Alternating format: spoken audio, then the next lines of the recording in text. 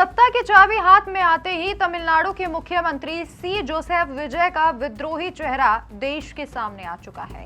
मोदी सरकार के हर कानून के सामने रोड़ा अटकाना अब तमिलनाडु सरकार की आदत बन चुकी है। पहले नीट के खिलाफ प्रस्ताव पास किया, फिर एफसीआरए कानून का विरोध किया और अब देश की लोकतांत्रिक व्यवस्था को मजबूत करने वाले परिसीमन बिल के खिलाफ तमिलनाडु के मुख्यमंत्री थलपति विजय ने सीधे विरोध का ऐलान कर दिया है। तमिलनाडु विधानसभा में खड़े होकर मुख्यमंत्री जोसेफ विजय ने लोकसभा सीटों की संख्या बढ़ाने वाले केंद्र के ऐतिहासिक प्रस्ताव के खिलाफ एक प्रस्ताव पारित कर दिया है। अपनी संकीर्ण राजनीति को चमकाने के लिए विजय का कहना है कि वे दक्षिण भारत के अधिकारों की कीमत पर मोदी सरकार को देश में लोकसभा की सीटें नहीं बढ़ाने देंगे। लेकिन सवाल ये है कि क्या देश का विकास और करोड़ों नागरिकों का लोकतंत्र में प्रतिनिधित्व किसी एक राज्य की सियासी जिद से तय हो सकता है? तमिलनाडु सरकार ने केंद्र सरकार के सामने बेहद अड़ियल रवैया अपनाते हुए ये अजीबोगरीब मांग रख दी है।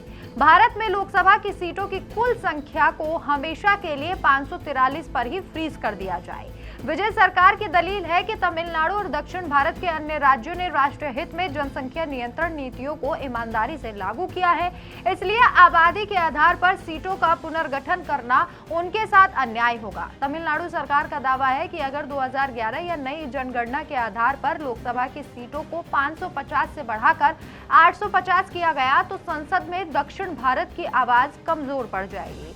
तमिलनाडु की जोसेफ विजय सरकार ने परिसीमन के खिलाफ कुछ शर्तें रखी हैं।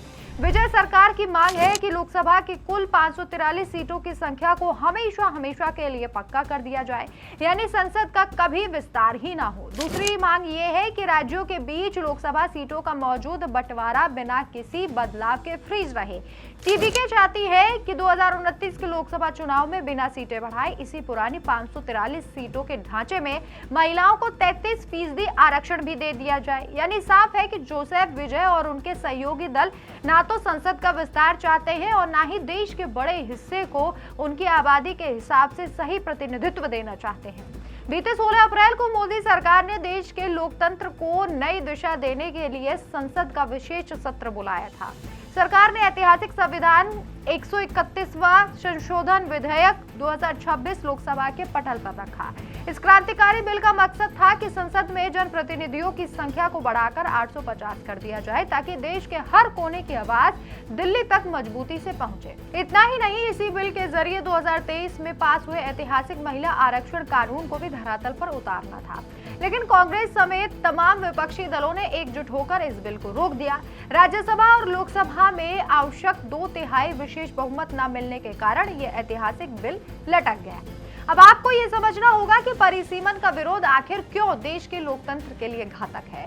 भारत 1950 या 1970 के दौर में नहीं जी रहा है। आज भारत की आबादी 140 करोड़ के पार पहुंच चुकी है।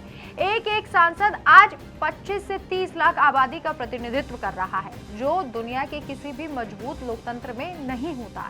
एक सांसद के लिए इतनी बड़ी आबादी की समस्या सुनना, उनके बीच जाना और विकास कार्य पहुंचाना व्यवहारिक रूप से असंभव है।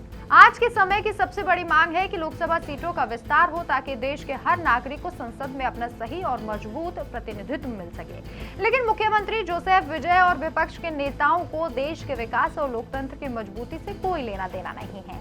इन्हें डर है कि अगर परिसीमन हुआ तो सीटें बढ़ी तो इनके क्षेत्रीय राजनीति की दुकानें बंद हो जाएगी। अपनी सियासी जमीन बचाने के लिए ये नेता उत्तर बनाम दक्षिण का खतरनाक खेल खेलने पर आमादा है। क्या देश में लोकसभा सीटें बढ़ाकर जनता को ज्यादा प्रतिनिधित्व मिलना चाहिए या जोसेफ विजय की तरह सीटों को फ्रीज कर देना सही है? आप अपनी राय कमेंट्स में जरूर बताएं। देखते रहिए डिटेल न्यूज़ इंडिया। नमस्कार।